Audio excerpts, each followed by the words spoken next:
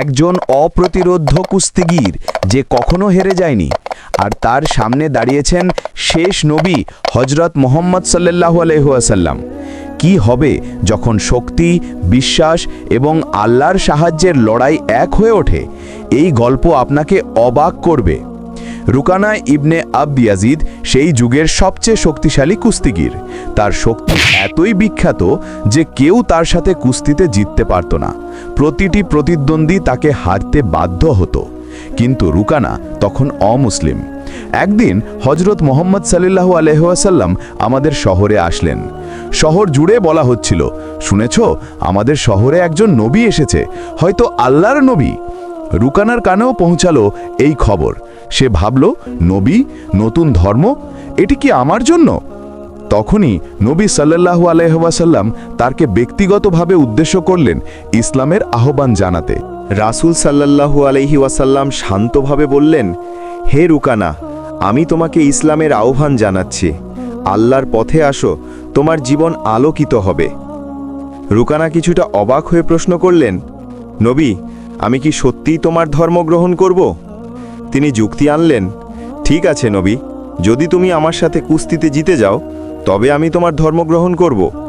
নবী সাল্লাল্লাহু আলাইহি ওয়াসাল্লাম হাসলেন এবং চ্যালেঞ্জ গ্রহণ করলেন, কারণ তিনি জানতেন এটি কেবল শারীরিক শক্তির লড়াই নয়, এটি বিশ্বাস ও আল্লাহর সাহায্যের পরীক্ষা। মাঠে উপস্থিত সবাই উত্তেজিত। রুকানা ছিল উঁচু, লম্বা এবং অনেক শক্তিশালী। তিনি প্রথমবার নবী সাল্লাল্লাহু আলাইহি ওয়াসাল্লামের দিকে এগিয়ে গেলেন, কিন্তু নবী সাল্লাল্লাহু আলাইহি ওয়াসাল্লাম তার এক হাত দিয়ে রুকানাকে ধরে ফেলে দিলেন। হঠাৎ করে রুকানা মাটিতে পড়ল। তিনি হার মানতে চাচ্ছিলেন না। বললেন, নবী, আমাকে আরেকটি সুযোগ দাও। নবী সাল্লাল্লাহু আলাইহি ওয়াসাল্লাম দ্বিতীয়বারও সম্মতি দিলেন। এইবারও একইভাবে রুকানা হেরে গেল। এবার শেষবার, বললেন তিনি। নবী সাল্লাল্লাহু আলাইহি ওয়াসাল্লাম তৃতীয়বারও তাকে ধরলেন এবং মাঠে ফেলে দিলেন। রুকানা তখন বুঝলেন এটি সাধারণ মানুষের কাজ নয়, এটি আল্লাহর সাহায্যপ্রাপ্ত নবীর শক্তি। তৃতীয়বারের পর নবী বললেন, এবার ইসলাম ধর্ম গ্রহণ করো। রুকানা ভাবল, এই মানুষ সাধারণ নয়, তিনি নিশ্চিতই নবী। তার হৃদয় পরিপূর্ণ বিশ্বাসে ভরে গেল এবং তিনি ইসলামের পথে আবির্ভূত হলেন। এভাবেই একটি কুস্তি পুরো জীবন পরিবর্তন করল এবং রুকানা আল্লাহর পথে চলল।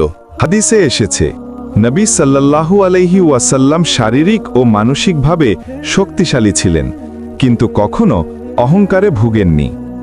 এই গল্প আমাদের শেখায়, সত্যিকারের শক্তি আসে আল্লাহর সাহায্য, ধৈর্য এবং বিশ্বাস থেকে। যেমন হাদিসে এসেছে, মুসলিমদের মধ্যে শক্তিশালী হন, শরীরেও এবং ঈমানেও। রুকানার কুস্তি শুধু খেলাধুলা ছিল না, এটি একটি জীবন্ত শিক্ষা যা আমাদের শেখায় যে কোনো চ্যালেঞ্জ আল্লাহর সাহায্যে সহজ হয়ে যায়।